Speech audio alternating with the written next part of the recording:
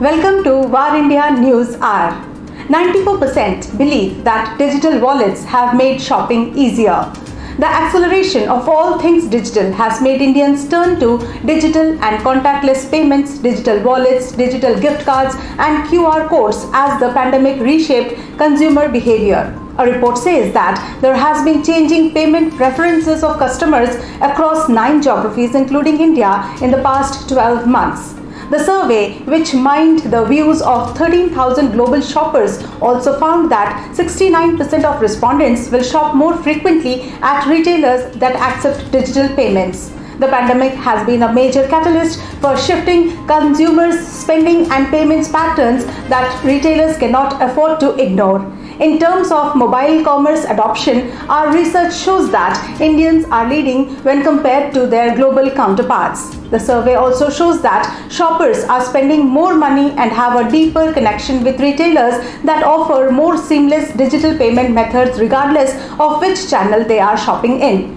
Overall, this presents an opportunity for retailers to help consumers make potentially temporary spending habits more permanent. Going forward, a new policy is going to get introduced starting from the 1st of January 2022, which will provide more security to the frequent credit card users, payment gateways and portals that cannot store any credit card details, which they are collecting and storing it now by masking, where the chances of misuse by the hackers are high. You may require to enter all the card details on each purchase. One way it is good to save our credit card, but the user experience for the millennials will be different, and hence they will shift to Unified Payments Interface, that is UPI, and it will increase drastically and there will be less dependency on the payment aggregators and payment gateways. Let's look into today's headlines in VAR India. A big challenge ahead for MeitY to raise the economy of the country. The long-anticipated reshuffle and expansion of the Union Cabinet happened on the 7th of July. Prime Minister Modi again proved as the great strategist in the modern digital era.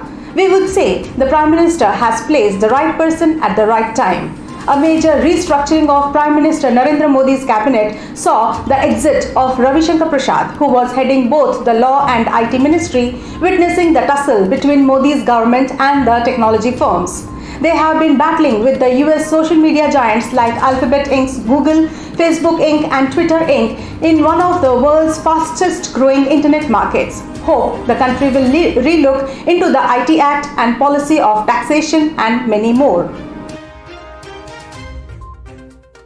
The journey of a successful entrepreneur can be seen with Rajiv Chandrasekhar. Rajiv Chandrasekhar, the Bengaluru-based third-time Member of Parliament, was sworn in as the Minister of State in the Cabinet reshuffle on the July 7th. He is the Minister of State in the Ministry of Electronics and Information Technology and Ministry of Skill Development and Entrepreneurship.